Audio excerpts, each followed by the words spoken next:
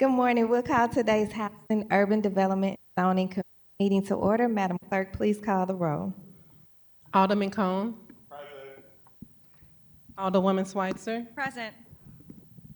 Alderwoman Keys. Vice Chair Saunier. Alderman Browning. Alderman Aldridge. Chair Clark Hubbard. Here. Alderman Browning. Alderwoman Keys. Vice Chair Saunier. We have 4 present. We have a quorum. All right, with that, I'll accept a motion to approve the minutes from Tuesday, September 9th, 2025. So moved. It was moved by Alderman Cone and seconded by Alderwoman Schweitzer that we approve the minutes from Tuesday, September 9th, 2025. Madam Clerk, please call the roll. Alderman Cone. Aye. Alderwoman Schweitzer. Aye. Alderwoman Keys. Vice Chair Saunier. Alderman Browning. Alderman Aldridge. Present, aye. Chair Clark Hubbard. Aye. Alderwoman Keys. Vice Chair Saunier.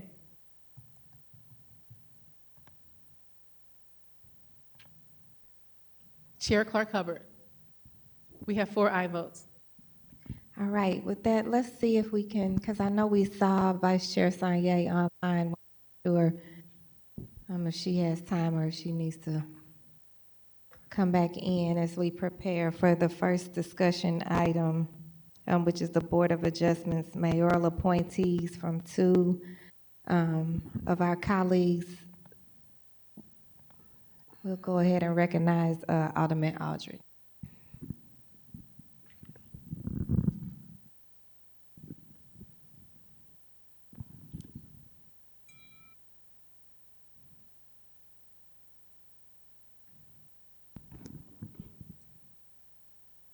Thank you, Madam Chair and members of the HUD's committee. Today, I bring in front of you for the appointment of the Board of Adjustments Committee is Ms. Deneen, and honestly, her resume speaks for herself.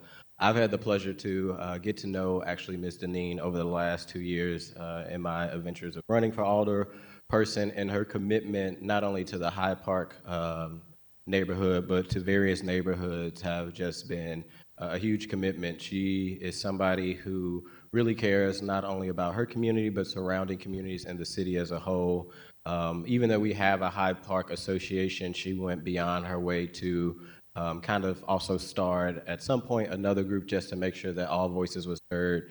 She works very closely with other associations like the College Hill Neighborhood Association and the MENA association that was set up when there's been issues in the ward, such as problematic gas stations that happened before my time. She did not wait to voice her opinion, even though it wasn't in the Hyde Park. It was very close in the College Hill neighborhood.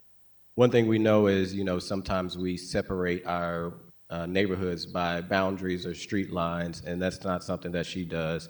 The issues that take place in Hyde Park are the same issues that take place in College Hill, that take place in Fairground, that take place throughout the city. It's an honor to be able to got to know her, but now even more to be able to hopefully move her forward on this board, because I know her commitment and dedication to the city of St. Louis, and I think she'll make a great member to this board. So I will turn it over to her if she would like to say a few words about who she is and why she would like to be appointed to this board. Thank you, Madam Chair, members of the committee. Thank you. Good morning, ma'am.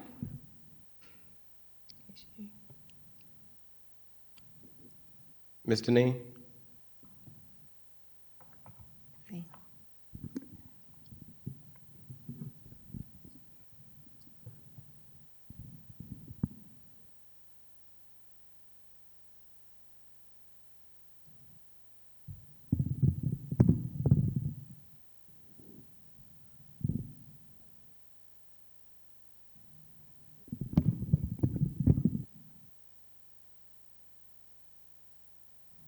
Good morning, ma'am.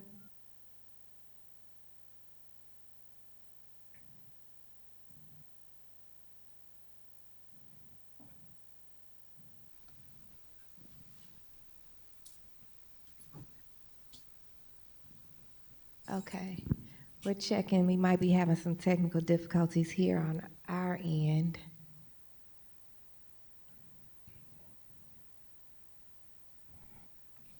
Press 1. To send a voicemail, press. Can you hear us now, Ms. Deneen? Hello. Hi, Ms. Vaughn. Ms. Vaughn, can you hear us? Yes, I can hear you. Can you hear me?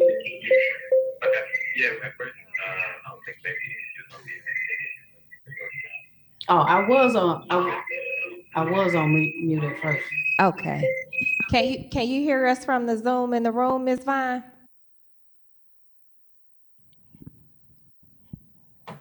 Ms. Vaughn, can you hear us from here in the room? Can everybody hear me? We can hear you, but can you hear I us? can hear you, Okay, terrific. Thank but I you. don't know if the people in the room can hear you. That's I what we're can, trying to but we're check. both online. Great. So, Ms. Vaughn, can you hear us here from the Kennedy Room in City Hall?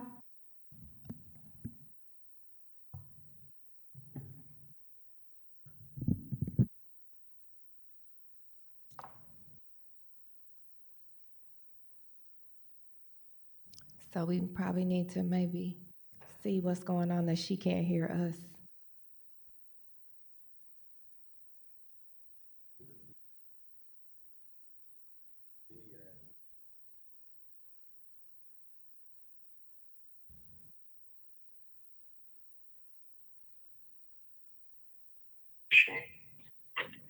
To accept, press 1. To send a voicemail, press 2.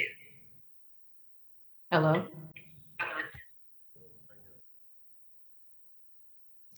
Can you hear us trying to speak to you from the room, Ms. Vaughn?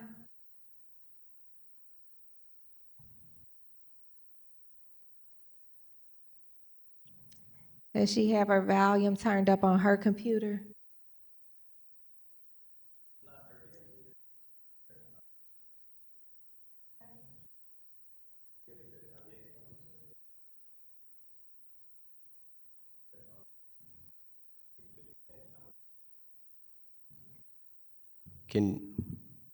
Can you hear us? You can't hear us, probably. No, I can't hear you through the computer. Her volume's up. She can't hear us from the room to the Zoom.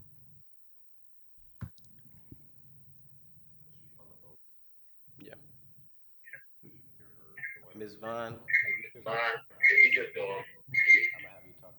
have you talk to Swear, we can go ahead and swear her in and just have her give her remark.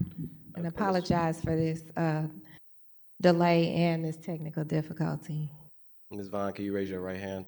The chairwoman's gonna swear you in. Swear to tell the whole truth and nothing but the truth. You swear to tell the whole truth and nothing but the truth? Yes. Okay. I just gave you your high praise of how amazing you was. We'll go back on YouTube so you can be able to see. But at this moment now, they're just going to hear from you talk about your interests and some of the great work that you've done and why you want to serve on this. And you don't have to turn your mute on. You're just going to talk through my phone. Okay. I hope everybody. Okay. I think you all have my resume. I really hate doing resumes. I think it ever tells you who. I will say one thing I definitely would like to add is the joy of my life is being the mother of my 15-year-old son, who has actually even changed my life. I am a resident of Hyde Park. I've lived here for now 4 years, and I never thought that I would ever want to do as much as I have actually desired to do for community before moving into Hyde Park. And so that has basically set everything in motion for me pertaining to community and my, I guess my thinking of myself as an individual that could contribute and serve St. Louis City. There are many things that we need in St. Louis City, especially in North St. Louis. And I believe that my experience, and which I would say nothing really counts, okay? Nothing really counts, but my desire to be a part of this it just really stems from my passion and my advocacy for community. I had no idea that so many things were needed in North St. Louis, nor did I really think that I could be an influence in many of those things. So being involved in community and starting my nonprofit Hyde Park Community Collaborative in 2023, I would have never thought to do that had I not lived in North St. Louis. I also was on the Strategic Land Use Planning Committee, which I loved. I enjoyed that very much. I love digging into things that are not necessarily black and white. And I love collaborating with people with a multitude of experience, knowledge, and desire to serve. So in this role, I am just simply excited about growing in my knowledge and understanding about things that I just don't really know much about. There's not anything that I would say that I've ever done that I was ever qualified to do. But the one thing that I can tell you is that when I get involved in things, I find out how they work.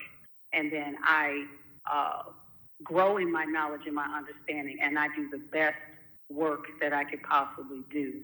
I also served on our Hyde Park Neighborhood Planning Committee. I'm not on the planning committee any longer, but I continue to advocate for the community. I continue to work hard to see things happen in the community, and I am looking forward to having an opportunity to insert something in this role for the service of St. Louis City. So I hope that helps.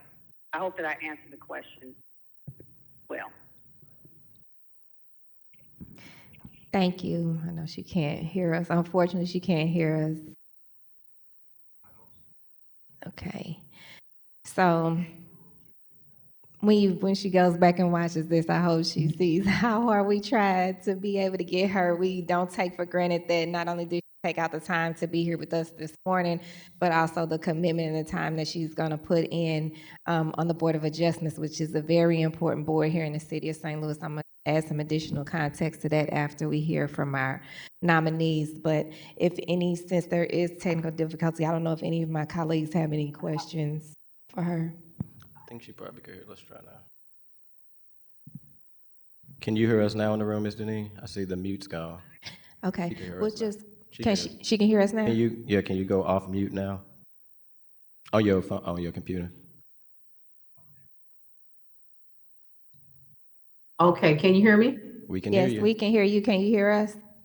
Yes, Yay! I love it. Thank you. Okay, we got to do it all over. No, I'm just kidding. Okay, now listen. Do it all over again. Right. I just want to make sure that you know that how we appreciate your patience this morning and your time commitment that you're making and giving back to the city of St. Louis in this unique way. With that, I'll open it up for any questions from my colleagues. Alderman Cone.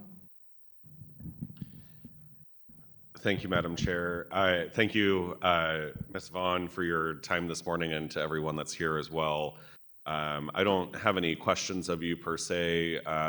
Your resume, thank you for providing that, and thank you for your interest in serving our city. The Board of Adjustments is a particularly vital role within city government, and the people who serve on this board have a lot of responsibility, not only in terms of time, but also their impact on our communities and neighborhoods throughout the city. So I wish you the best in your endeavors serving on this particular board. I do, however, Madam Chair, have a question for either the mayor's office or our zoning director. Yeah, thank you, Alderman Cone. I did ask them to be here for us today just to give some additional context for people that might know what the Board of Adjustments is, the role it plays, but also the importance of being able to give back to the city of St. Louis this way through boards and adjustments. So feel free to ask the questions you want. Thank you. Actually, I don't know whom to direct this to, but to the chairwoman's comments just now, if one of you could maybe share with folks what the Board of Adjustment does, and then also just the number of vacancies that are on there right now, and who this person or this role would be, because we have 2 candidates before us today. So if there's an open vacancy or if this is replacing one of the existing commissioners. Okay.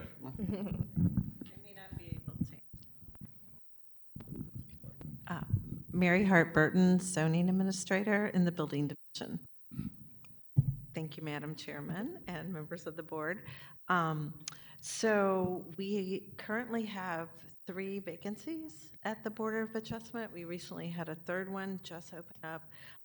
Unfortunately, Ms. Soul, who many of you may know, was impacted by the tornado, has now relocated to the county, so she's not able to serve. We didn't have that information in time to fill a 3rd spot, so that's why we're talking about 2 of them today. I do not know which particular positions these 2 individuals will be filling. And what I mean by that is I don't know if they'll be permanent members or what we call alternate members. Those are people that show up when one of the permanent members can't be there. I haven't been told that yet. Perhaps Claire knows, or maybe the decision hasn't been yet. Does that answer your question? Can you just explain what the Board of Adjustments does? Oh, sure. Yeah, absolutely. So everyone that comes to the city of St. Louis to apply for a building permit, an occupancy permit, home occupancy waiver, all these kind of things that are our economic engine of the city, they all come through the zoning office for compliance with the zoning code. We have 3 options. If it meets the code, we can sign off on it and everybody's happy. Some things require a conditional use. And then if it does not meet the code, under the law, everyone gets the right of due process, which means they get to appeal that decision to the Board of Adjustment. And then the Board of Adjustment is charged with hearing each individual case and deciding if they present a hardship or an unnecessary difficulty that would merit them receiving a variance from the zoning code. Great. And then I don't know, Mary or Claire, have either of you had conversations with the 2 nominees that are before us today just to make sure that they are familiar with the Board of Adjustments and the responsibilities that come within taking that role? So the way that we get candidates for the Board of Adjustment can vary. In this case, I reached out to both of these candidates. I met Ms. Deneen recently because she had served on the steering committee for the update of the land use plan. And as many of you know, we've just recently started to update the zoning code. And so the consulting team thought it would be good for the zoning staff and the planning staff to hear what the committee from the land use plan did. And Deneen was one of those people on the committee. She came. I was really impressed to listen to her. She's very passionate, not just about her neighborhood, but about her city. So I knew I had vacancies, and I knew that I had some underrepresentation on the Board of Adjustment on the north side of the city. So I reached out to her and asked her if she would, serve, and she said she was interested.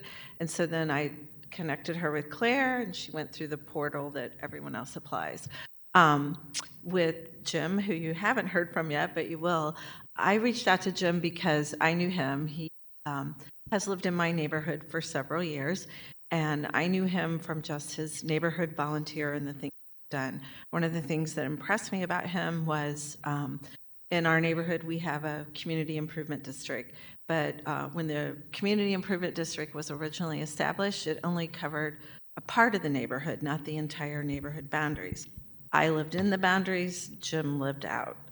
Jim came to the SID board because he saw the benefits that property owners within the SID boundaries were getting.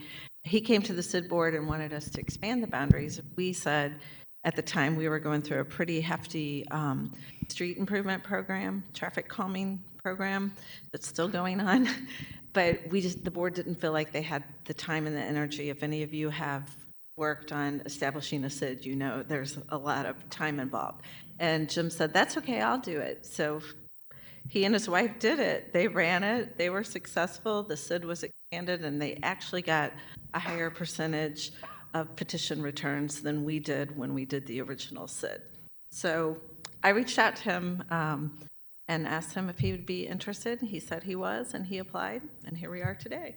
Wonderful. Thank you for the additional context. And with that, I don't have any further questions. And again, Ms. Vaughn, thank you for your interest in serving our city in another capacity. And, you know, Mary, thank you for the additional context and also how Ms. Vaughn came to the attention and, you know, interest in this board and commission. So I don't have any further comments. Alderwoman Spicer. Thank you, Madam Chairwoman and members of the committee. I have had the opportunity Ms. Vaughn through neighborhood involvement in my ward, actually, all the way in South St. Louis.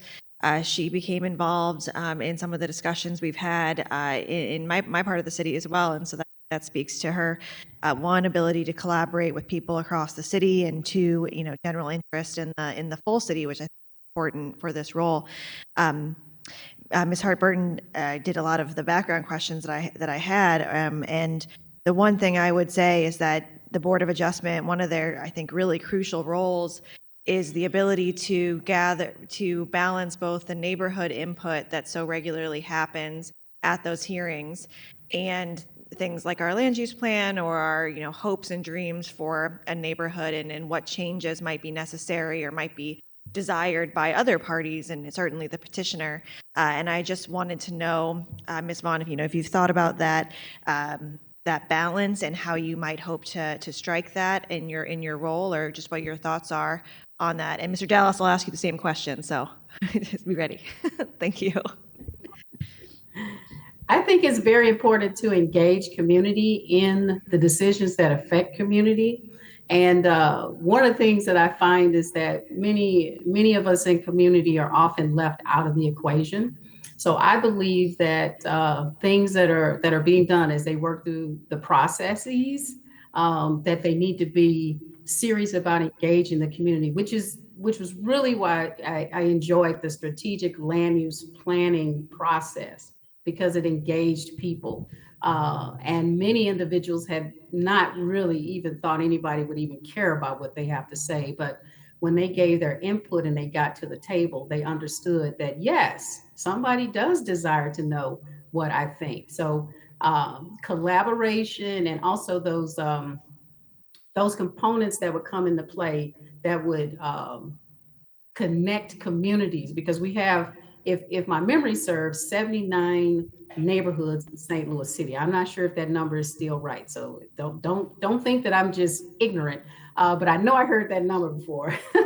And so many of our neighborhoods are so-called separated by boundaries, but it doesn't mean that we're just stopping right there. We have to have a broad approach to things in St. Louis so that every neighborhood would get what it needs, that every neighborhood would be considered in everything moving forward. We just can't leave any neighborhoods out. So collaborations across boundaries are very important, and also thinking about every specific neighborhood. The people in the neighborhoods understand their neighborhoods better than many of us do that don't live in there. So a very collaborative approach, but a very engaging approach is very important. I hope that answers the question. Thank you. And I think your experience working on the plan is helpful. And I know that that's obviously going to inform our zoning update, and I think it will be an important lens as well, because it is a balance of what the land use and uses are for a spot and what the neighborhood wants it to be. And I think that listening to the community voices is just so important. So thank you so much for that. And I look forward to supporting your nomination today. Thank you. Thank you. Vice Chair Sanye, did you have any questions or comments for Ms. Vaughn?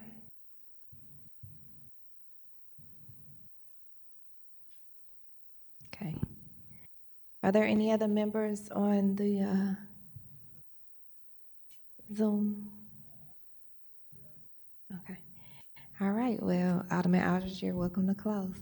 Thank you, Chairwoman Clark Hubbard. Also thank Claire, Ms. Mary Hart-Burton. I know Claire has been essential trying to get as many boards coming on new in the mayor's office filled. You know, these boards as Ms. Vaughn said, plays like a critical role where community can have input in the process. And I know you didn't hear me at the beginning, Ms. Vaughn, with the mute issues. I was giving you all your flowers. Again, I'll just say your dedication to Hyde Park, your dedication to the city is impeccable. And I've had the pleasure to get to know you over the last several years.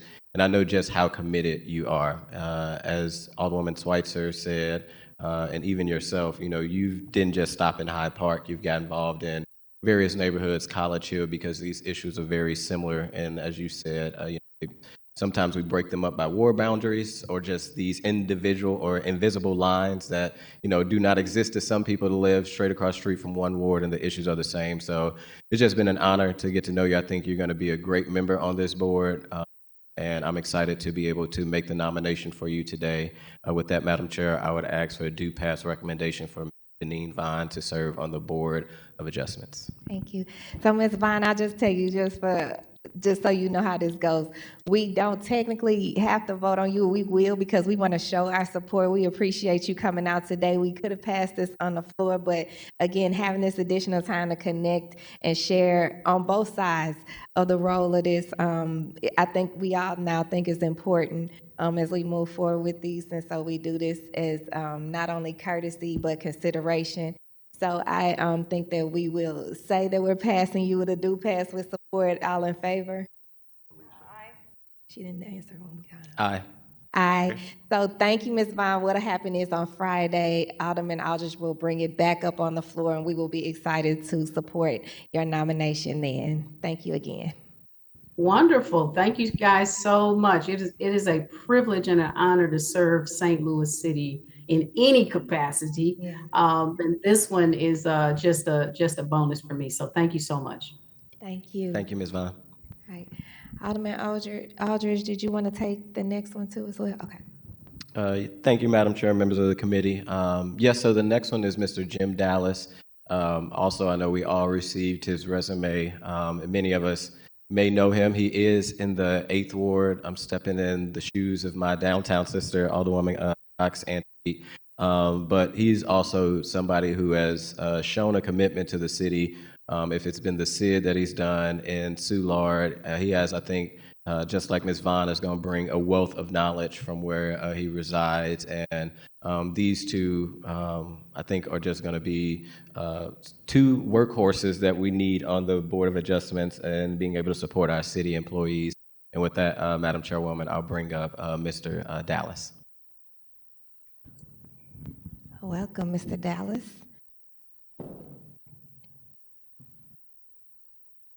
You can raise your right hand for me. Swear to tell the whole truth and nothing but the truth?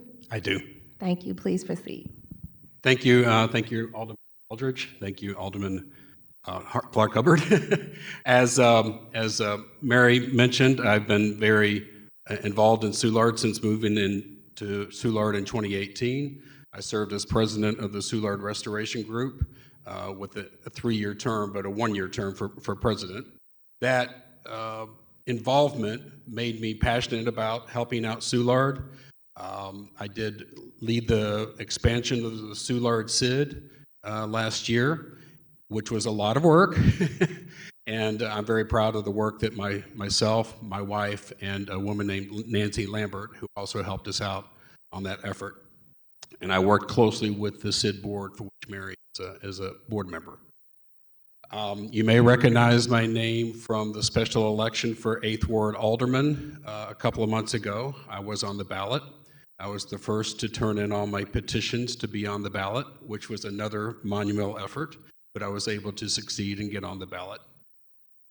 Though I was not successful in winning the aldermanic race, it still does not decrease my desire and enthusiasm to try to take my skills and my enthusiasm on a broader basis than Soulard.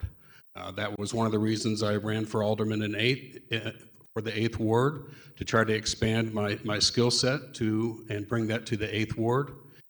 And here I see this opportunity to do the same thing citywide. I am an actuary by profession. I retired in 2020 from Reinsurance Group of America, which is located in Chesterfield. So I have a strong business background. That, along with my neighborhood advocacy, I felt made me a good candidate for run for alderman, and of course, a good candidate to serve on the Board of Adjustment. Well, thank you so much, and thank you for your continued commitment. Let me tell you, so many times people stand up to do one thing, and when they don't get their way at that, they turn their back, and we never see them again. So you are absolutely a testament to real commitment to service from wherever you are, from whatever position in the city of St. Louis. We appreciate that. Thank you. Alderman Cone.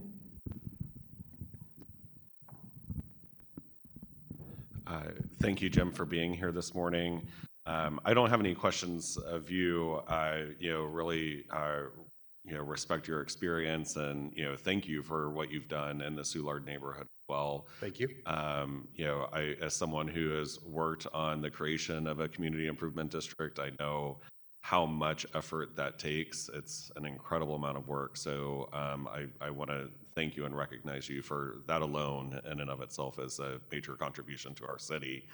I do just want to ask, I think, Claire, you might be the more appropriate person for this, but part of the reason we end up having these referred over to committee is partly because the alderwoman from the 12th is always concerned around representation.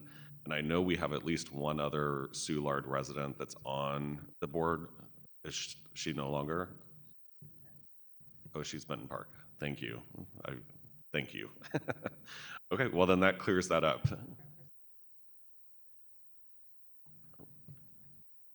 We are required by the ordinance to have a licensed architect and a licensed real estate agent, and so she is technically the representative of the real estate agent. Great. Thank you, Mary. So, I'll echo the sentiments that I shared with Ms. Vaughn. This is a particularly busy board and has a huge impact on the neighborhoods throughout the city. So, and meets for long periods of time as well. So anyone who's interested in serving, I commend you for wanting to take that on. With that, I'll defer the rest of my time. Alderwoman Schweitzer. Thank you, Madam Chairwoman and members of the committee. Mr. Dallas, thank you for being in front of us. I know we communicated a little bit during your campaign, just when there's been issues in the ward. It's I know Alderman Cone and I kind of being neighbors of the 8th Ward, got to know it a little bit better while there was a vacancy in that seat. So thank you for all you do to lead the ward. I don't know what our city would be without its neighborhood leaders. I really, truly believe that because of how much effort you all do as volunteers. It's just so necessary. So thank you for that, and for running, and for being here now to serve on this board. As I asked Ms. Vaughn, there is a balance, I think, in boards like this when you're making decisions for, really big decisions about whether a property can be used, a parcel can be used for something that's outside of the zoning code, outside of the permitted by right use, outside of the conditional use. That does affect or can affect, a neighborhood. And so I'm just interested in hearing, your perspective on balancing the community input and needs and desires when they come and present to a board like this, either in support or against, and how you would balance that against what of, our zoning code and the St. Louis land use plan. And hopefully in the future, the Board of Adjustment is hearing less things because our zoning code is updated to be more reflective of appropriate uses, but it still won't be necessary. So I just wanted to hear your perspective on that. Absolutely. So as an actuary, you might guess that my first starting point will be, what's the code say? What does the regulation say? And I will get guidance from Mary and her staff, but that's always going to be as my first inclination as to what does the code say. But at the same time, I recognize that all of these issues are going to impact the neighborhood. I've already experienced that some as president of Soulard Restoration Group. There were many instances where there were issues that came up regarding the historical code and people who wanted to do things under the Soulard Historical Code, and the communications were supposed to come from the president. So I would push back on our plan review team. Why do you see it this way? Why do you see it that way? Do we have some flexibility here? So I already have experience of stepping back, starting with what does the regulation say, and how, the position of either the Board of Public Service or the building commissioners, what is their viewpoint, and why this come before the Board of Adjustment to begin with. But I will always step back and take a bigger picture, but take a look at the bigger picture, and also recognizing that the zoning code is subject to change within the near future. And I will stay on top of where those discussions go with the drafters of the new zoning commission, so I can get insights of where we might be heading as I look at at issues that come before the adjustment. Thank you. It's a wonderful answer. I appreciate it, and I look forward to supporting you here today and on the floor on Friday. Thank you so much. Great. Thank you very much for having me here today. Thank you again. Are there any colleagues on the Zoom, Madam Clerk? We have none. Okay. Alderman Aldridge, you're welcome.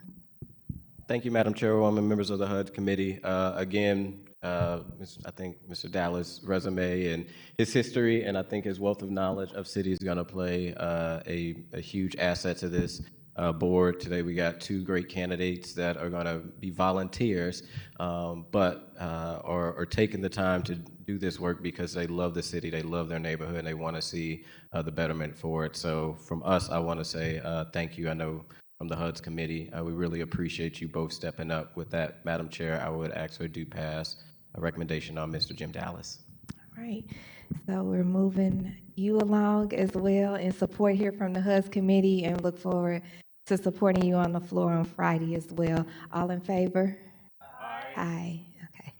All right. I asked Ms. Sapa to be here as well. She's our head of civic participation. People hear me always talk about how I love for people to participate in committee, but also participating on boards and commissions is another great way and very impactful way to serve the city of St. Louis.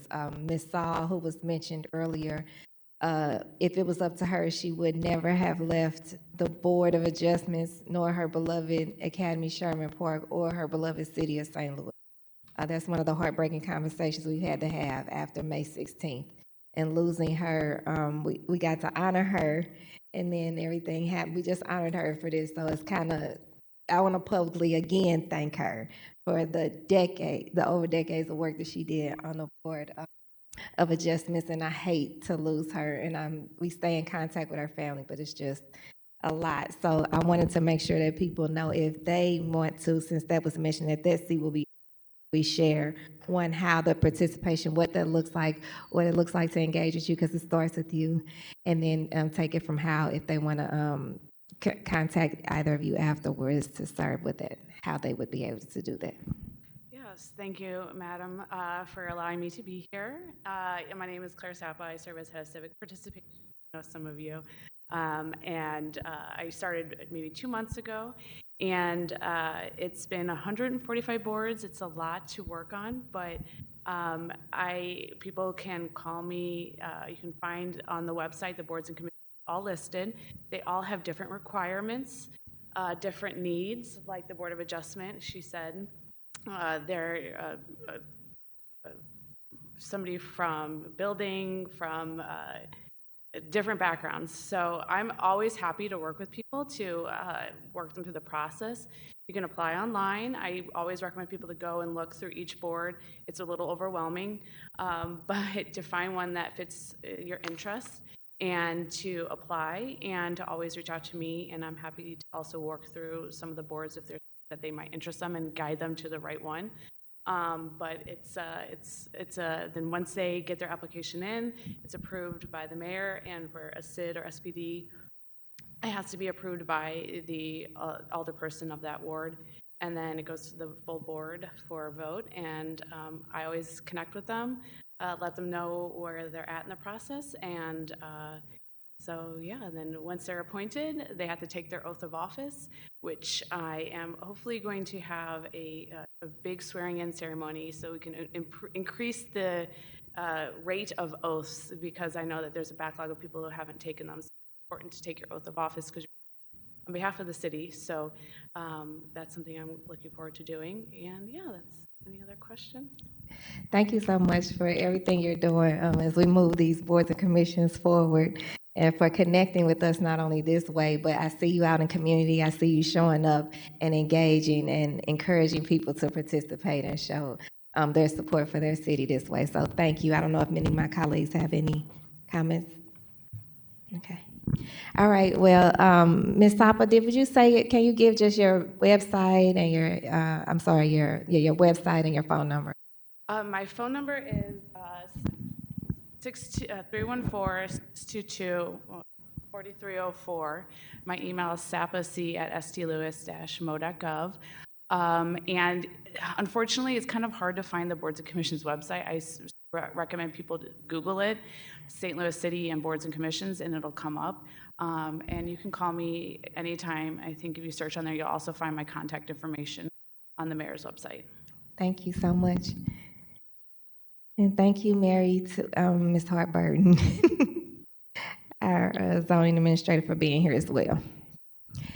So the other discussion item we had was to bring up these two amazing presenters that we'll have. People wonder why I chose the word topical. So for someone that just text me, topical means an immediate relevance, interest, or importance given to relation to its current events. Let me tell you that housing right now is of immediate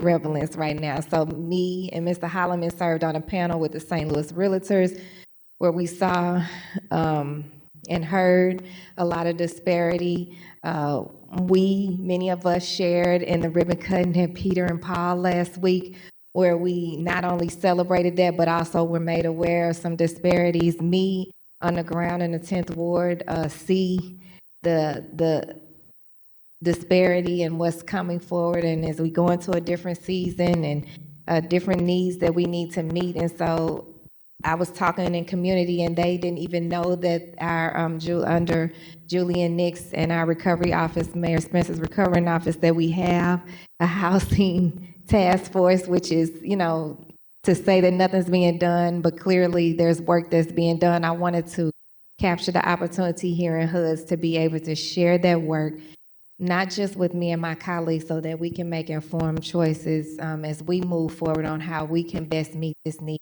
but also for the public so they can see the work that you all are doing too. So, of course, I reached out to Director Fefer, who in CDA, it does a lot of the housing, the bulk lion's share of the housing planning here.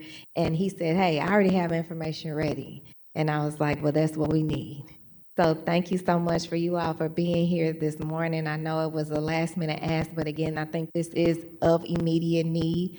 And now with that, I will go ahead and let you all first make the introductions, talk about this, you all as a task force, and then let us gather this information as we move forward. Thank you, Alderwoman Clark-Hubbard, and thank you for inviting us to present today. My name is Nahuel Fefer, and I am the Executive Director of the city's Community Development Administration and co-lead of the city's tornado. Excuse me, could you speak further into the mic? You can pick it up. Yes, absolutely. Is this better? All right. Let's do that. Pleasure to be here, and really thank you for the invitation. We want to make sure that what we're doing is being shed light on for the community so that we know how to better respond, and so that you guys can assist in the planning and the further development of how we provide services. My name is Dylan Holliam. I also co-lead the Housing Recovery and Restoration Disaster Recovery Office along with Nahuel Fefer, so I'm excited to be here and share some updates.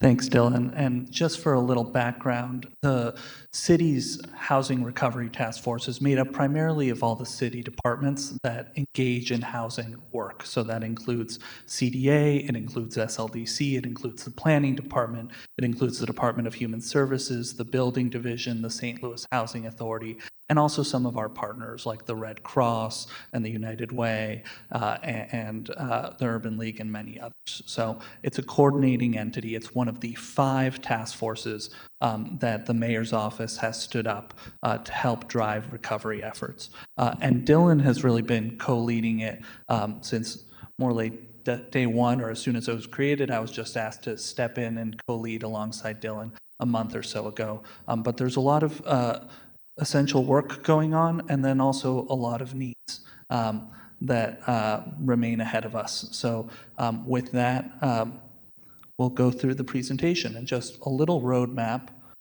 if I can get my clicker to work. Is we're going to start by talking about some of the prior conditions in place in the impacted area. Essentially, a theme that you're going to hear over the course of this presentation is that there was a crisis before the crisis with respect to housing in the tornado impacted area, and there's going to be a crisis after the crisis as we come on to winter in the coming months. So we'll talk a little bit about the prior conditions, about tornado impact, about the housing needs today, about the work that the task force and the city is doing to drive recovery, and about some of the remaining needs. So with that, I'm going to zoom through the first 3 slides on prior conditions, but all this goes to show is, again, there was that crisis before the crisis. The impacted area, the impacted neighborhoods had lost about 11% of their population between 2010 and 2020 and had a significant amount of vacancy prior to the tornado. We actually have a really good account of what conditions were like before the tornado because we were doing our vacancy strategy funded by the Economic Development Sales Tax, and we had just completed setting that baseline on April 30th, 2025. So we know just 2 weeks before the tornado what was vacant and what wasn't, and we are tracking that here. We also completed shortly before the tornado in 2024 our market value analysis that gets updated every 5 years. And what it shows again is, that crisis before the crisis, where in much of the tornado impacted area, the median sales price of housing was below $50,000. And that's obviously going to present a significant challenge as we work to build back the market.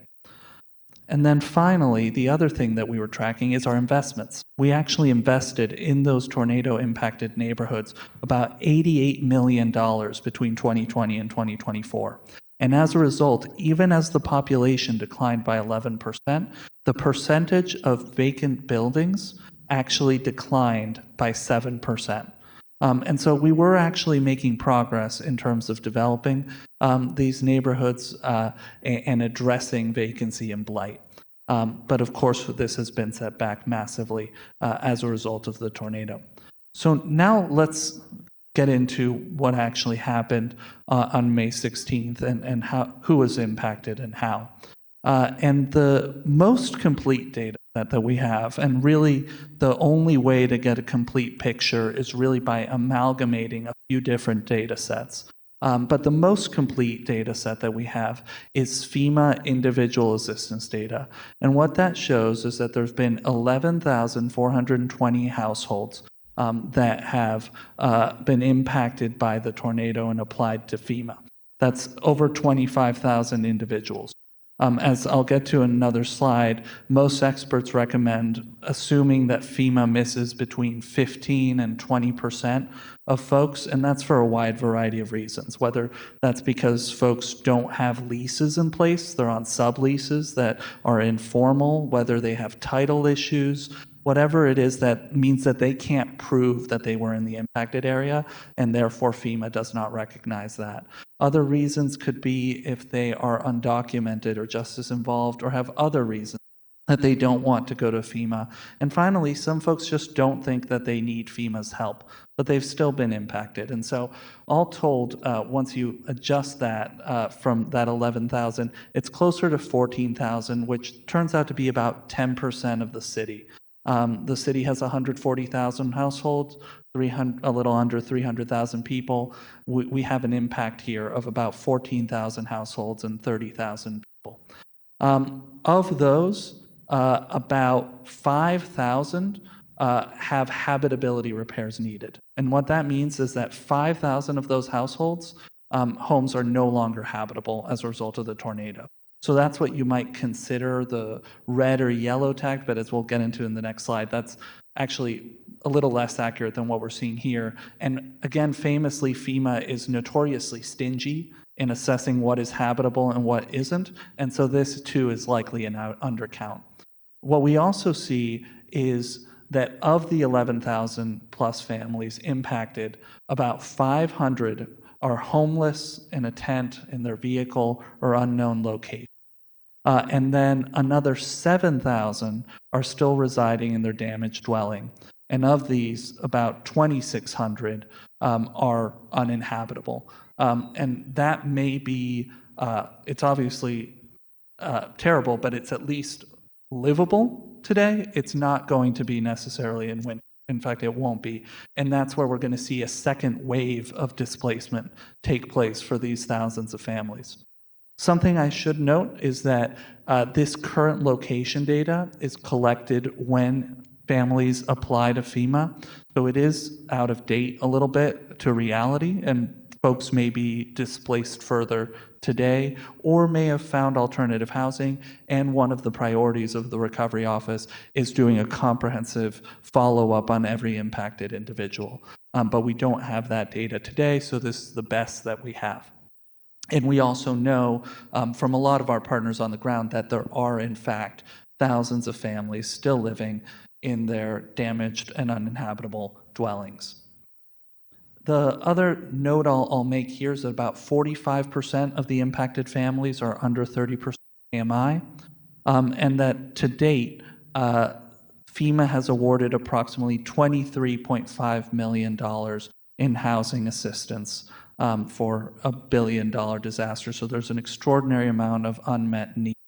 And finally, with respect to FEMA rental assistance, only about 10%, a little over 10% of folks have been awarded any rental assistance by FEMA, and only 74 individuals, and I checked this actually last night, but only 74 individuals have been awarded continued temporary housing assistance. That's FEMA's long-term rental assistance program.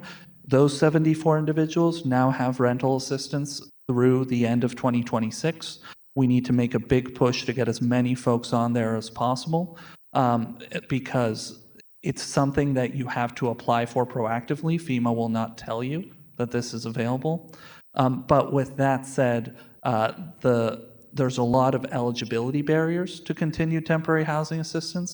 For example, if individuals received rental assistance and then spent that on other costs, they are immediately ineligible for continued temporary housing assistance.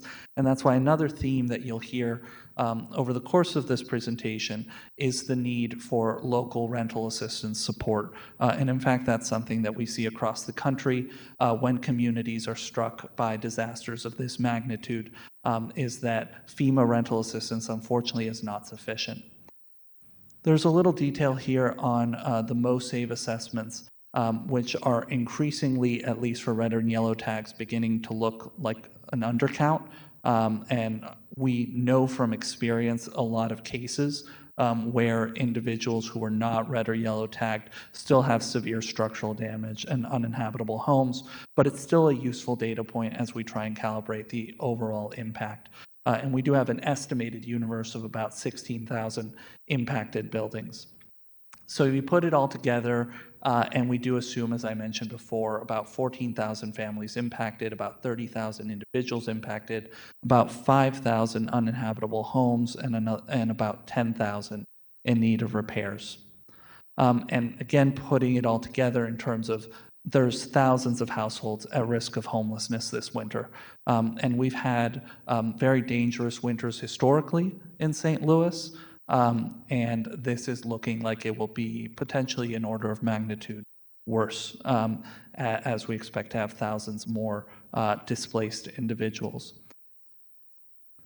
So with that, one of the things that we started doing, one of the first things is that we wanted to understand where the vacant buildings or where the vacant units were today, because we understand that there is FEMA rental assistance and individuals were having a lot of trouble finding vacant units because FEMA rental assistance is provided at fair market rents, which is, I think, for a single family, $934. And essentially, a lot of folks were having trouble finding units. And the thing to bear in mind, of course, is that the tornado impacted area, as I showed in the market value analysis, has significantly lower property values and rents than the rest of the city. And so individuals in that area were often paying well below fair market rent for the city, and therefore cannot afford the units that are available. And essentially what we learned, we've now received over 100 responses from landlords sharing their vacant units. We have an inventory now of over 700 vacant units across the city, and only less than 50 were under $1,000. The average was about $1,300. And we really appreciate our partners, including the United Way, Red Cross, Metro Housing Collective, many others, for their help both putting this survey together and issuing it to landlords and collecting this data. But what it showed is, again, this incredible gap in our housing market, which explains why so many families are struggling to find new housing, and why, in fact, on the previous slide, we showed only about 500 have found a new permanent rental unit or secondary residence. Although about 500 more have found a temporary rental unit. So in total, a little under 10%.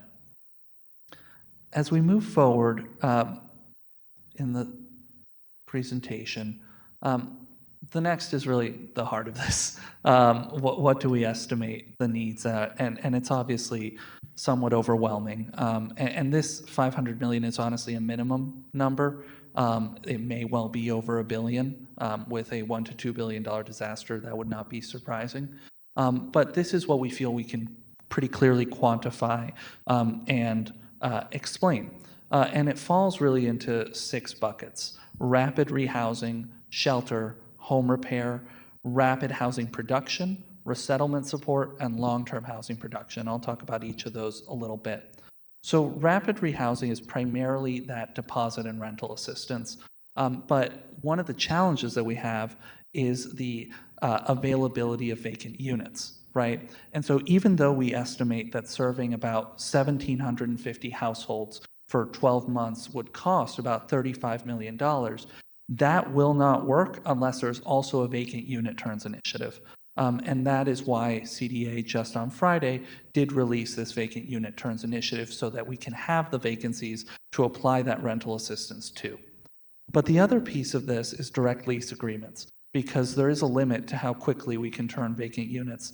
And the direct lease agreements is essentially at a lower rate identifying vacant properties such as the dorms at Fontbonne or the Pear Tree Inn downtown and other opportunities that the city can lease directly and hopefully pay a lower rate than we would for rental assistance.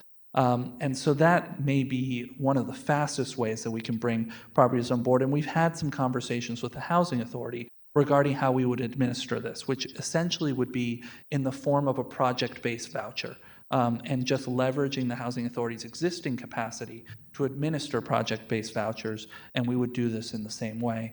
However, something that will come up over and over again is that the ability to implement this sort of whole-of-government response to the housing crisis that we're facing really relies on an appropriation of funds to support these efforts.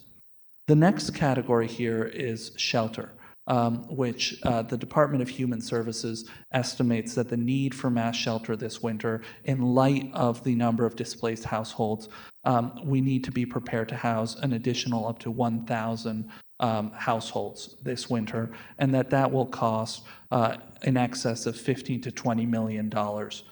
Dr. Pearson has been doing amazing work designing a strategy for how we might house folks and shelter folks in a decentralized manner, where we are not concentrating that, but empowering churches and communities of faith across the city to wrap their arms around just 10 households and providing them funding and support to do so.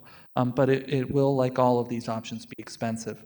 The other shelter option, however, which is even more expensive, is non-congregate shelter, that is to say hoteling.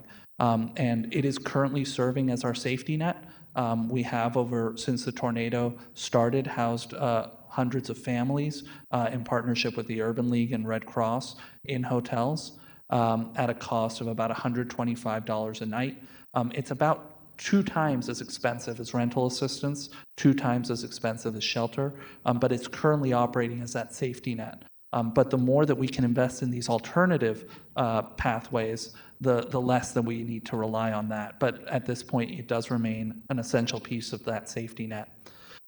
In addition, we have the obvious home repair and stabilization needs. And I should note, I'm not going to go through all the detail in this presentation. I'm going to stop at about slide 14.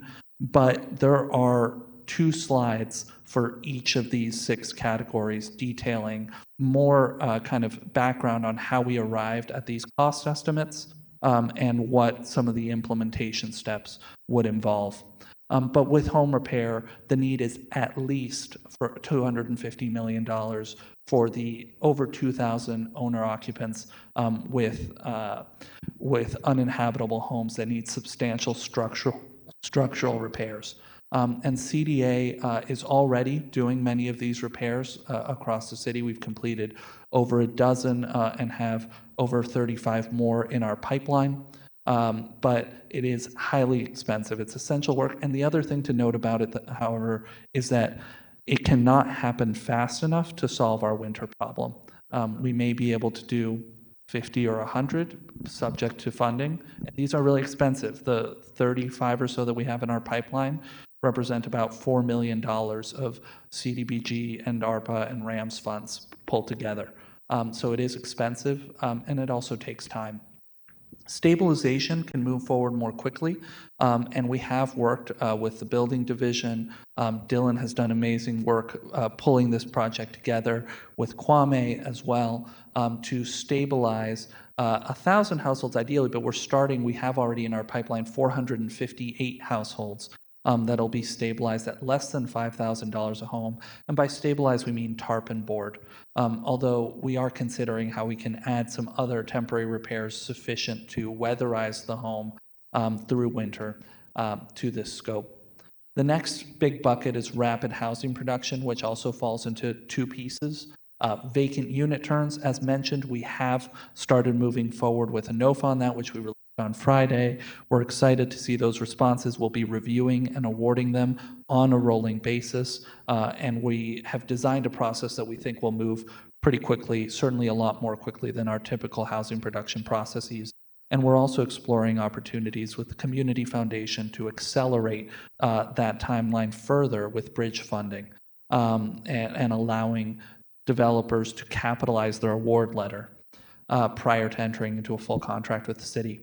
Emergency housing is another potential need, and I really need to emphasize that all of these are preliminary and subject to further conversations among the task force, with the mayor's office, with the Board of Aldermen.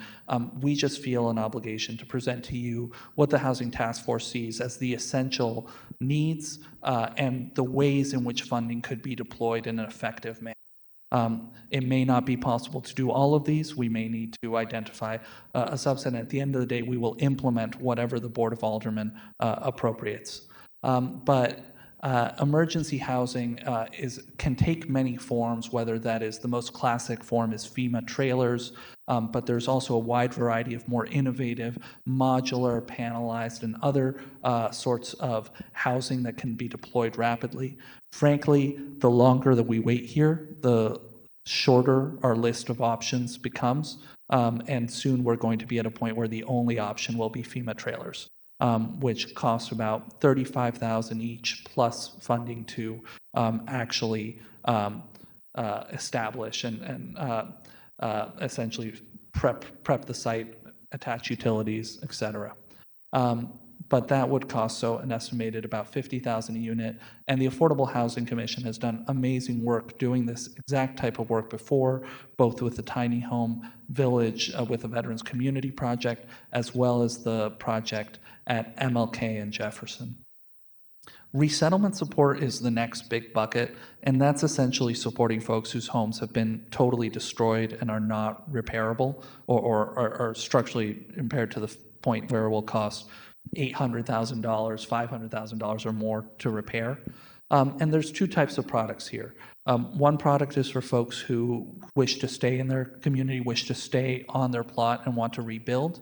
And here we would love to really pilot some modular options for folks with pre-approved designs so that these can move quickly at a cost of hopefully less than $250,000 per home. I should note that that is less than what the traditional stick-built today costs $350,000 in most neighborhoods, but hopefully we could bring costs down. But we really, this one, the reconstruction really needs deep engagement with the community to design a program before we can roll anything out. So this one's not going to be as fast, frankly. Down payment assistance, on the other hand, we do have a program currently in place in partnership with SLDC and Stiefel, providing up to $50,000 of down payment assistance that could be scaled to help individuals who've lost their homes resettle. And we could also, of course, provide incentives for staying in the city and staying in the impacted area. The next big bucket and the final one is long-term housing production and neighborhood transformation.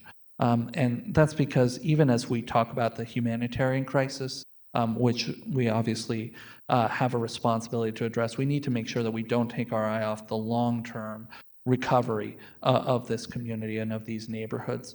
And that means investing in new construction to replace the housing that was lost, the hundreds of owner-occupied homes and rental units that are lost. It also means supporting the rehabilitation of impacted rental units, which is not included in the home repair estimate, which is limited to owner-occupied units. It also means investing in our community development corporations, when providing funding for them for pre-development, for housing production, for neighborhood beautification, for home repair. And finally, a recurring theme in our engagement with the community is the desire to see vacant schools brought back. And that's a key element of revitalizing these neighborhoods. So all this does come out to well over $500 million in needs. And again, this is really a minimum, and it may well be more. Here's just a graphic representation of the structure of these different lines of efforts, including home repair, resettlement and reconstruction, housing production, which includes both the short-term emergency and vacant unit turns, as well as the longer-term modular rental rehab schools, CDCs, the shelter effort, which is really led by it's mostly led by DHS with respect to the mass shelter, but CDA is leading the non-congregate shelter hoteling work in partnership with the Urban League and DHS, and housing assistance, which similarly, that rental assistance program would be led by DHS. DHS recently administered over $3 million rental assistance program earlier this year in 2025. They deployed those $3 million in funds within less than 2 months, and that is a turnkey solution that we can turn back on very quickly, provided that there is funding. And then this also shows the task force coordination with data and legal teams, as well as with the direct case management team, which is led by the United Way and includes LifeWise, the Salvation Army, Hope, as well as Catholic Charities and other partners. So moving on to some of the work that has gone on to date, we have here a kind of summary of the funds that have been allocated towards housing recovery thus far, and that includes about $23.5 million in FEMA funding, discussed earlier, primarily for home repair and replacement, but also including rental assistance. It includes about $4.2 million that we made available in CDBG funds through a substantial amendment, including $1.2 million for the Urban League hoteling program, which has funded 9,600 nights for, actually that number more than 300 is 248 households. That's a mistake. But the funds are fully drawn down from HUD, and we have spent those down. And actually about 830,000 of those funds are eligible for FEMA match, meaning that we can now get another approximately $2.5 million in FEMA funding for this program as a result of that investment.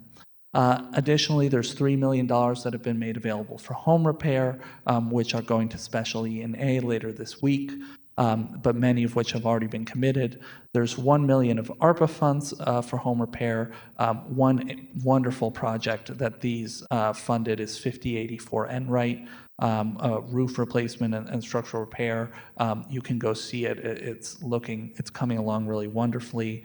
Another 5.4 million is contracted with Kwame, and actually I have an update. It's no longer awaiting contract execution. It did get sealed by the register, I believe, yesterday, and we do have those general contractors, or Kwame has those general contractors identified and 458 projects in the pipeline. We do also have $8.8 million of ARPA funds committed towards housing production, including towards projects that were already in our pipeline, like the Alumnus West LIHTC project, which is slated to break down in October, and 4700 Labadee, a four-family impacted by the tornado, which is currently under development. There's also about $6.5 million in ARPA funds that have been committed to LRA to do both modular development on LRA properties as well as rehab vacant buildings. There's also our pro housing, $3.25 million committed to developing housing in the impacted area, and we're preparing to meet with the community. Part of the commitment of pro housing is innovative housing production, community-driven housing production. So we received 2 responses to that NOFA before the tornado, and are preparing to solicit community input on those. And then, of course, there's the RAMS funds. $2 million has been committed to CDA's home repair program, and these funds are fully committed to 21 projects which will be completed in the next 10 weeks. Additionally, $3 million in RAMS home repair funds are awaiting an Office of Recovery determination regarding their program design. $4.2 million of our RAMS funds have been allocated to vacant unit turns, 1.7 million of which are already committed to projects totaling over 150 units at Murphy Park, Parkview, and Phillips. The remainder of the funds, 2.5 million, are being allocated through our Notice of Funding Availability released Friday. 800,000 in RAMS funds has been preliminarily allocated towards rental assistance, allowing the Department of Human Services to move forward with contracting. But this would be based on a outreach model for identifying households who really need rental assistance, as opposed to an open portal call model, and would really only sustain a couple hundred families, but it's an essential first step. And then finally, we do have CDBG flood disaster recovery funding available for both home repair and home buyout. The note to make here is that the funding needs to tie back to the flood, but if there are homes with flood damage that we can fund for home repair, we can also repair tornado impacted damage, because we are called to and responsible for bringing the homes up to a safe, sanitary, and habitable standard. We're also keeping a close eye, I should note here, on the possibility of a CDBG disaster recovery appropriation for the tornado in Washington later this year. So that would be a game changer if it does materialize, as it could actually reimburse many of the expenses detailed here as well. So with that, pulling out of the total funding need of over $500 million, I did want to emphasize what we see as the most urgent needs. And what we mean here is really what we think that the city departments and our partners are prepared to actually deploy and disperse in the next 12 months in order to drive housing recovery. And so I know this is still an overwhelming number, but hopefully a little less overwhelming, and it's really broken out among many of the same categories. One of the biggest differences behind the significantly lower number here is that here we only propose about 25 million for home repair. It's not saying that the full 250 million is not needed, but frankly, given both contractor capacity constraints and other ecosystem constraints, it's not necessarily feasible for the home repair program to scale much more significantly in the next 12 months. We did scale from 2022 doing about 2 million a year to 2024 doing about 6 million a year, and I'm confident that we can scale to do 25 million a year roughly in the next 12 months. But it's not feasible to think of even further scaling at this point. So it may not be necessary to appropriate all those funds, especially if a disaster recovery appropriation at the federal level ultimately comes in and can fund some of that longer-term home repair needs as well. So with that, I'll pause. There are many more slides further detailing each of these buckets, but Dylan and I are happy to answer any questions that the committee may have, and we appreciate your time. Thank you, Director Fefer. Thank you for the information. Many of us and our colleagues will be able to view the rest of the slides and the rest of the presentation and take it as we move forward to see how we can play our role in the recovery process here. I'll see if my colleagues have any questions. Alderman Cone.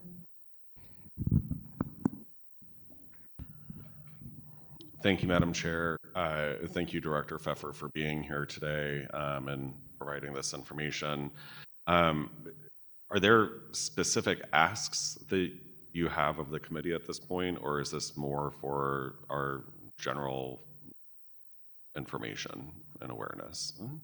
I appreciate the question. I think that it's not necessarily appropriate for us to provide those direct funding requests of the committee. What our charge is as the Housing Task Force is to identify the needs, and that's what we've shared today. And then we defer to the committee and the mayor's office for those deliberations. For example, we are totally agnostic as to where the funding comes from. All we are sharing today is what the needs are. So I hope that this helps inform the committee in those deliberations. Okay. And then with respect to, many of the, programs and needs that you outlined here, how are we moving ARPA funds to address these needs? It's a great question, and we have pivoted ARPA funds as much as possible to address some of these needs, as I detailed a little bit in a previous slide. But there's a significant limitation, which is essentially that ARPA funds need to fund projects that were obligated, contractually obligated, by the end of 2024. And so it's actually not possible to enter into a new ARPA contract with certain very specific exceptions. Those exceptions include a replacement contract where, say, we're contracting with one entity to produce 10 units of housing. They fail to do so. We can pivot it over to another entity doing 10 units of housing. We have actually done exactly that in certain cases. Another exception is where we can amend contracts that are in place prior to that were in place and executed prior to the end of 2024, so long as that amendment is for substantially the same scope and purpose as the original contract. So ARPA is really designed, the overall compliance framework is designed to require the city to obligate the funds contractually for defined purposes by the end of 2024, and then spend the monies on those purposes by the end of 2026. So unfortunately, while we have tried to exercise as much flexibility as possible, and the word we use is targeting ARPA funds. So in the case where ARPA funds were allocated or obligated for housing production, we can target them to housing production in the tornado impacted area. Same with home repair. We had ARPA funds appropriated for home repair generally. We can target them further into the tornado impacted area. But where ARPA funds are appropriated for something that is unrelated to the tornado, it is very difficult to change that.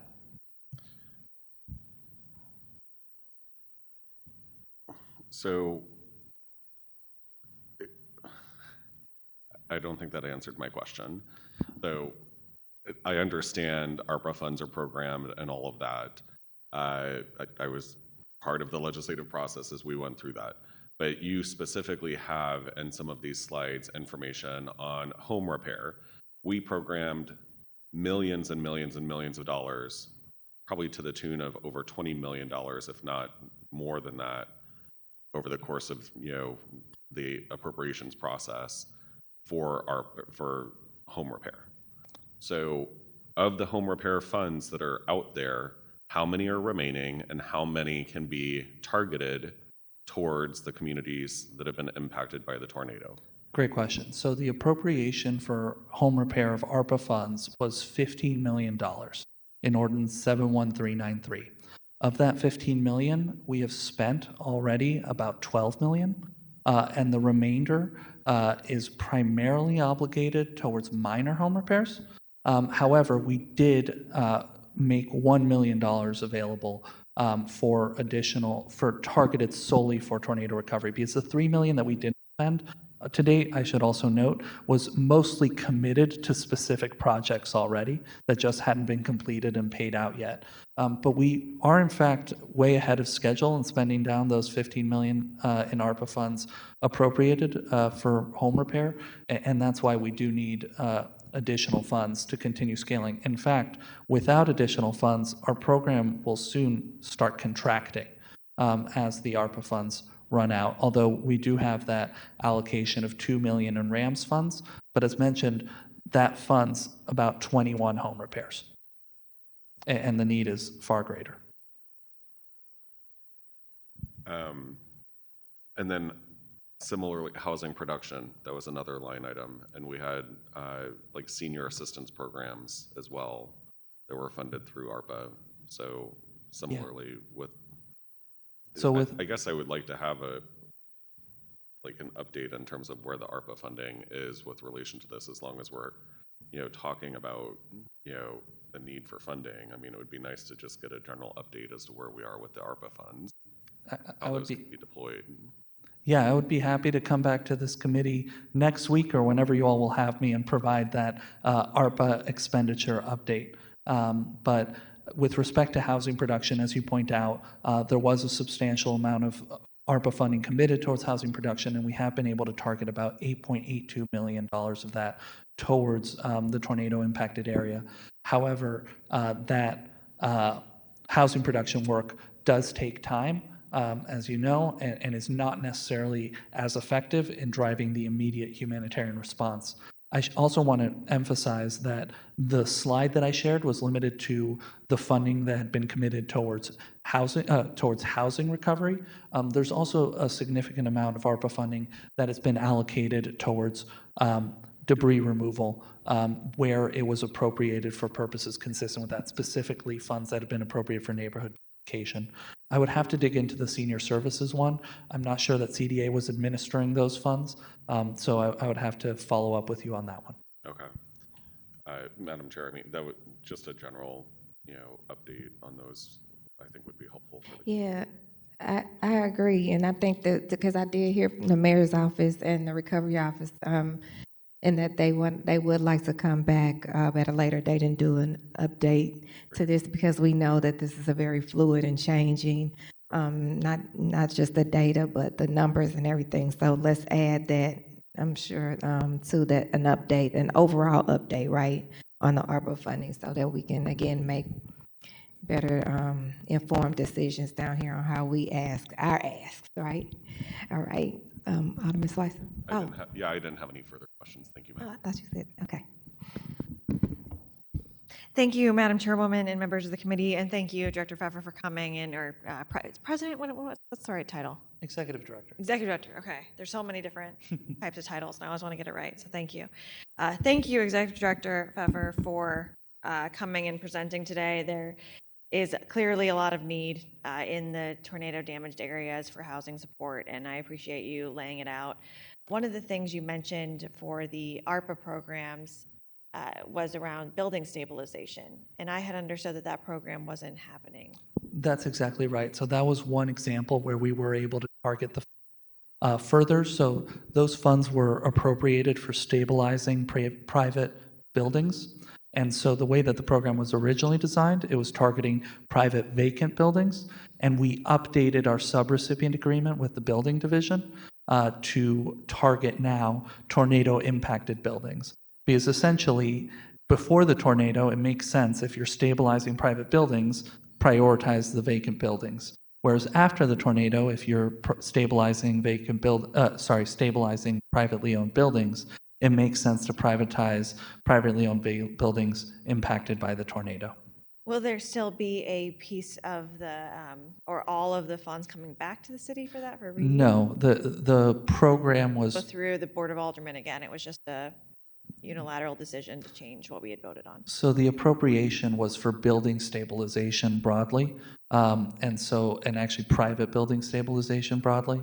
And so that's where we conferred with the city councilor's office, actually got a full opinion on it, and determined at the mayor's office direction that we could amend our subrecipient agreement with the building division.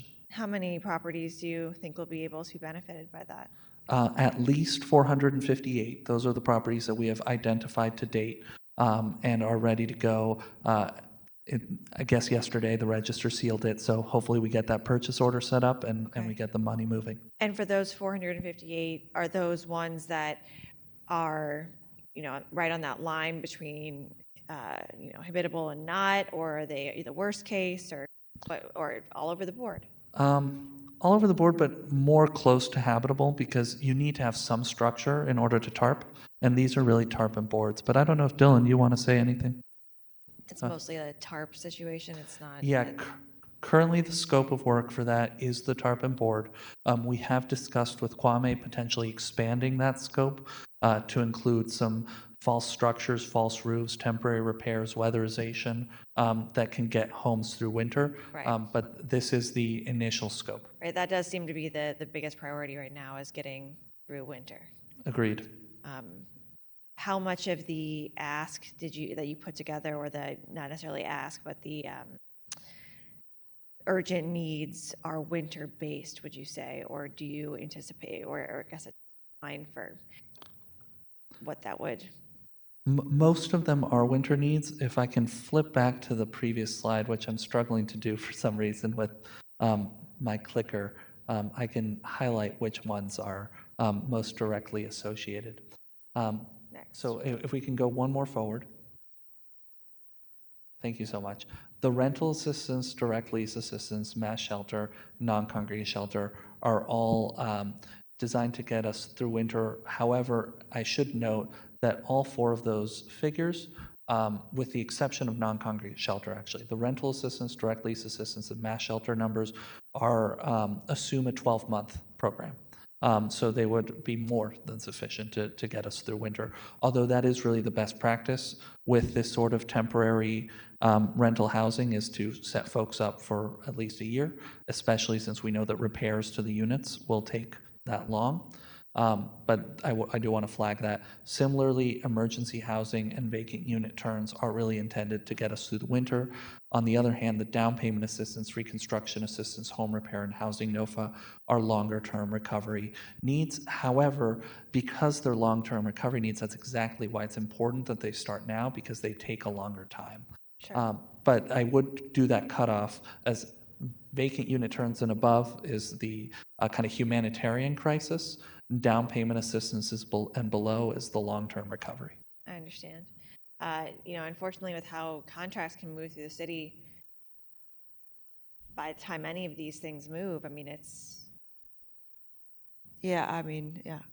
it's January, it's February.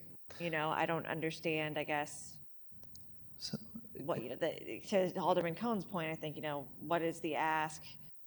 Is there should we be expecting that soon? I mean, is this like a precursor presentation situation? What are you talking about? Yeah, a couple of notes. First of all, you're absolutely right that the urgency and timeliness of this it's extremely urgent. And one thing that I hope to communicate here, however, is that the city's housing departments are prepared to execute on a housing recovery effort, a whole of government response to address this imminent humanitarian crisis, subject to such appropriation. There's several steps that we have considered and in order to accelerate our processes. That includes sole source procurement on the basis of public exigency, amending contracts that are currently in place. That, for example, is how we would stand up rental assistance very quickly, because the Department of Human Services currently has a contract in place with Forward, because we just ran this program earlier this year. And then the other piece that's really important, in particular for vacant unit turns and emergency housing, and probably mass shelter as well, is that we are in conversations with the Community Foundation about establishing a bridge funding product, where essentially the way this would work is the Community Foundation has raised a substantial amount of philanthropic capital, millions of dollars, and a portion of that, say 1 million or what have you, could be dedicated to a loan loss reserve pool, which essentially guarantees loans entered into by developers or other city partners that have a city award. So put it in the context of the vacant unit turns. We're reviewing those on a rolling basis. We're going to start making awards in the coming weeks in October. So once we make that award and the developer has that letter, they can go to a bank and say, bank, CDA awarded me $200,000 to repair these 20 units. It's going to take me 2 months to actually get this money in hand. But in the meantime, can you provide me a loan that is guaranteed by the Community Foundation? And then once CDA pays me, I will use that to repay your loan. And in the event I don't repay you, the Community Foundation guarantees it, right? And so this is a product that could help with vacant unit turns. It could also help with mass shelter, where we basically need to fund a lot of faith communities and a lot of partners across the city to incur costs today to start gearing up for winter. And they could do it on a similar basis with award letters from the Department of Human Services that can be immediately capitalized if we establish this. The same goes for direct lease assistance. On the other hand, rental assistance and non-congregate shelter, we have those contracts in place. As mentioned, non-congregate shelter, we've already started spending money. So it's a mix of approaches. I appreciate that. Knowing you, somewhere in this presentation, it goes over exactly how all of that would work. But if there isn't a slide like that, I'd love to see that, especially just with match funding that's expected, or process, things like that, are all very helpful to understand timeline and what is needed from. Yeah, I actually, because these revolving. conversations are live with the Community Foundation, I didn't include it in detail here, but I'm happy to provide that. I think, knowing this amount of money, where it comes from, how it gets out the door by December 1st. Because when you just get a list like that, you're like, well, the city moves kind of slow sometimes, it's hard to imagine. It's hard to imagine how we do that. And I think that is a roadblock for me mentally as I look at a list like that and the timeline we have. And I've taken up, enough time of the committee and yours, and I appreciate the presentation today. It's a very reasonable concern given historically how slow contract execution has been, and we would again be happy to return and provide you with a more concrete operational plan.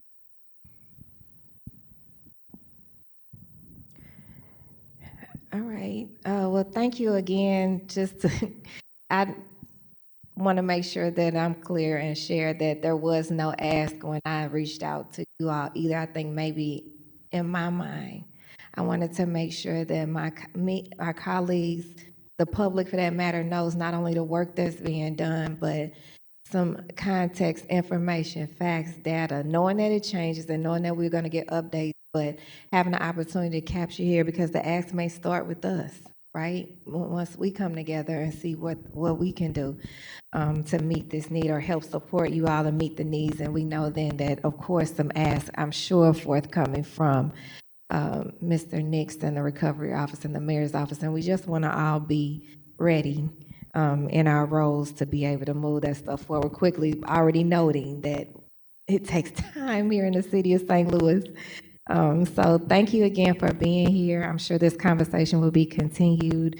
And any of that additional information, if you want to share with us directly, or if you want to come back and present it when the Mayor's Office and the Recovery Office comes back, whatever works best for us to continue this necessary conversation to move this recovery forward.